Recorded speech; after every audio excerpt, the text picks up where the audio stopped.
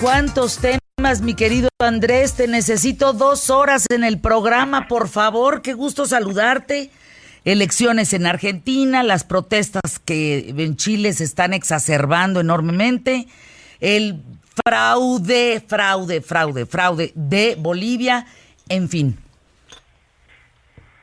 Hola Fernanda, gusto en saludarte. Fernanda, sí, y eso sin contar Uruguay, Exacto. que hubo elecciones ayer, y eso sin contar lo que sigue pasando en Venezuela, o en fin, Sudamérica, Fernanda, está que arde.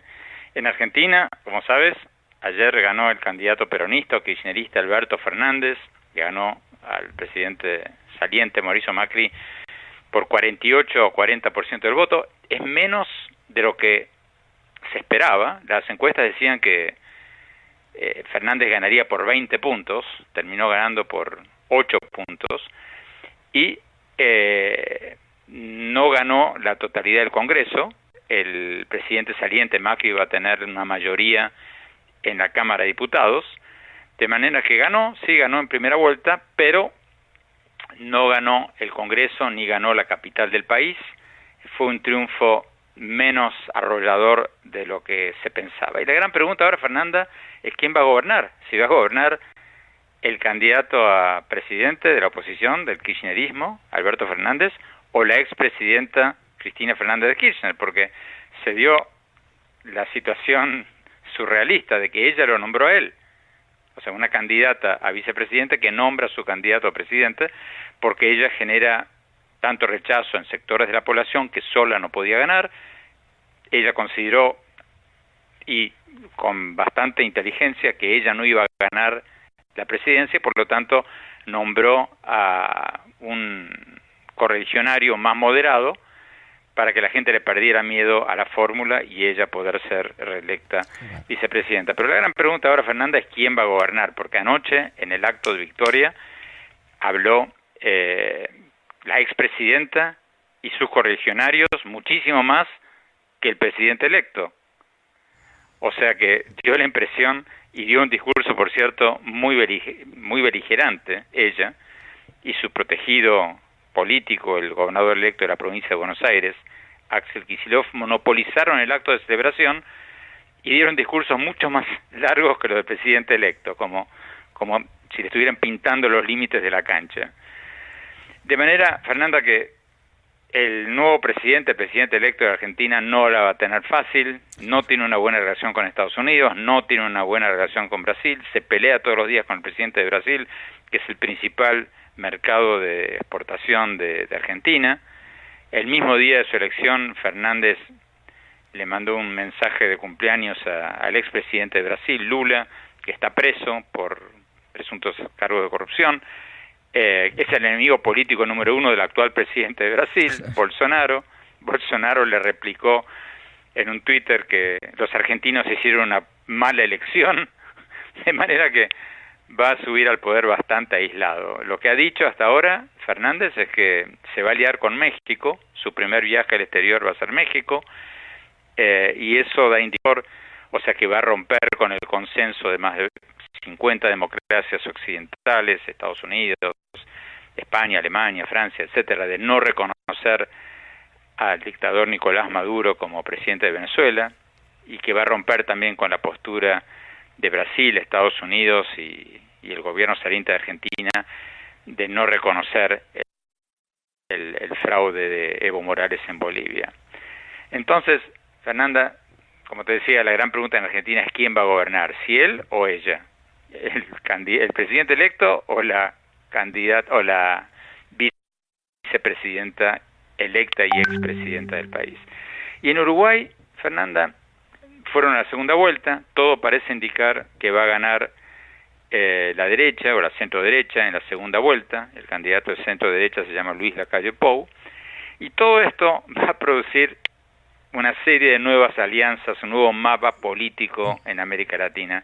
Yo no descarto, Fernanda, que pronto veamos un eje de izquierda light, si quieres llamarlo así, entre México y Argentina, y un eje de derecha light, si quieres llamarlo así, que podría formarse entre Brasil, Uruguay, Paraguay y Colombia, Y digo esto porque hace poco entrevisté al canciller de Brasil, Ernesto Araújo, y él me decía que Brasil está negociando un acuerdo de libre comercio con Estados Unidos, y si eso se produce como él espera, Brasil se podría salir del Mercosur, que es el mercado común sudamericano, aliarse con Estados Unidos, y ahí podría llevarse a Uruguay, a Paraguay, a Colombia y a otros países.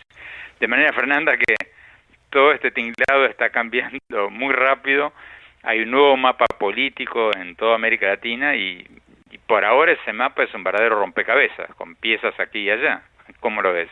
Pues muy complicado, muy complicado. ¿Qué opinas, Andrés? Tú eres un gurú en esto, pero el hartazgo de la gente en el mundo entero ya está cobrando dimensiones muy importantes, no solo por lo que pasa en Chile, en Hong Kong, etcétera, sino por la gente que está llegando al poder.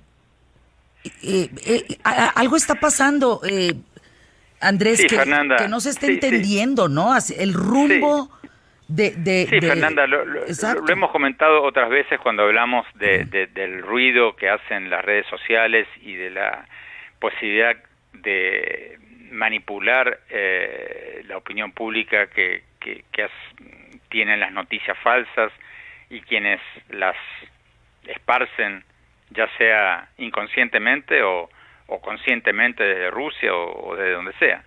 Pero yo creo, Fernanda, que no hay que poner todos estos casos en la misma bolsa.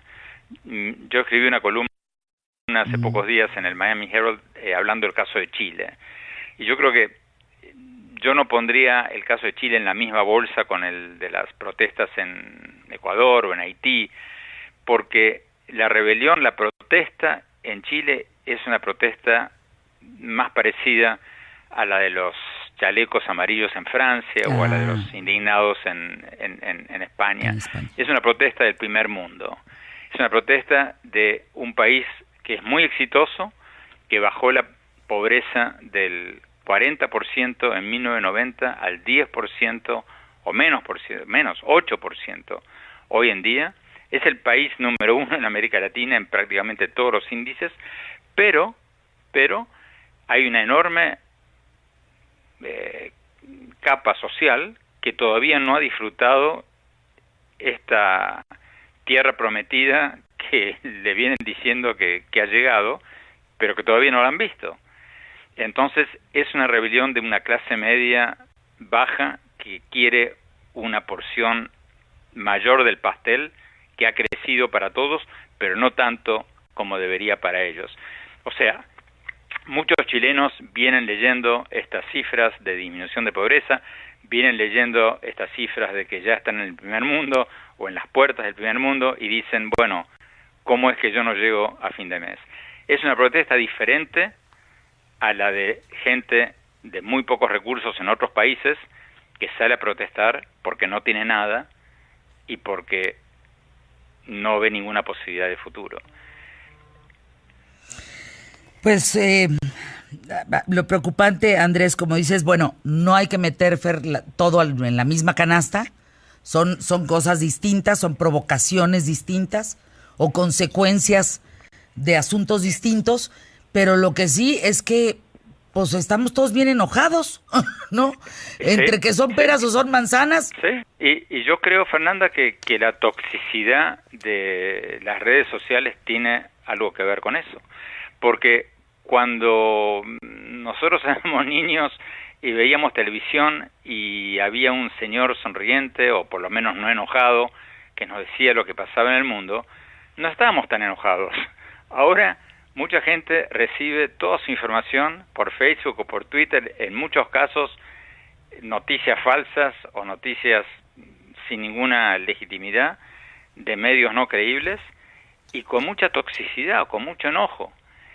Y eso es manipulable. Sabemos, por ejemplo, que en las elecciones del 2016 en Estados Unidos, gran parte del enojo fue inducido por noticias falsas, salidas de granjas, por así llamarlas, de manufactura de fake news de Rusia.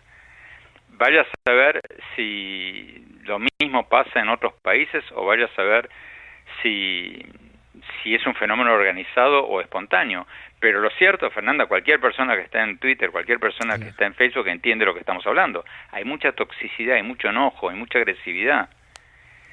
Y yo creo que estas redes sociales tendrían no que censurar, porque todo el mundo tiene que tener el derecho de decir lo que piensa, pero sí de cuidar la forma en que se dicen las cosas, porque eso está creando un clima de enojo que no es enteramente justificado, Fernanda, porque el mundo no está peor que hace 100 años, el mundo está mejor que hace 100 años. Exacto.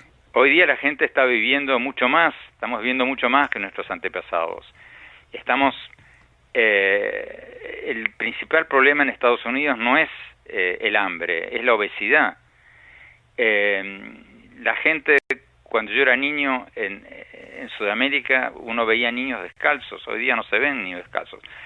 Yo siempre le digo, y lo hemos comentado en tu programa varias veces, a la gente que ve el vaso medio lleno, yo siempre digo, por supuesto que todos los sistemas necesitan correcciones, por supuesto que hay una pobreza obscena en el mundo, por supuesto que hay miles de cosas que están mal y miles de cosas que mejorar. Pero no perdamos la perspectiva. Yo siempre les digo a quienes ven el vaso medio vacío, ¿tú qué preferirías? ¿Nacer hoy? ¿Ir al dentista hoy? ¿O haber ido al dentista hace 200 años? Hoy. Cuando para sacarte una muela, hoy. te la sacaban con una pinza y te daban una botella de whisky a lo sumo, con suerte. Hoy. Sin duda, hoy. Te mando un abrazo, mi querido Andrés. Estaré por tus rumbos el fin de semana, ¿eh? A ver bueno, llámame. Sí, llámame, claro, por supuesto. Aterrizando luego. Nos veremos con gusto. Fuerte abrazo, Gran mi abrazo. querido Andrés Oppenheimer. Vamos a una pausa, regresamos aquí en ¿Qué tal, Fernanda? Gracias por escucharnos. Quiero agradecerle a Oster estar aquí con nosotros. Si tú compras productos Oster con mínimo de 1,000 pesos, registras tu ticket en www.osterfest.mx y pues hasta el 15 de diciembre del 2019 consultas bases, condiciones para ver qué ganas hasta entonces, ¿sí? Pausa, volvemos.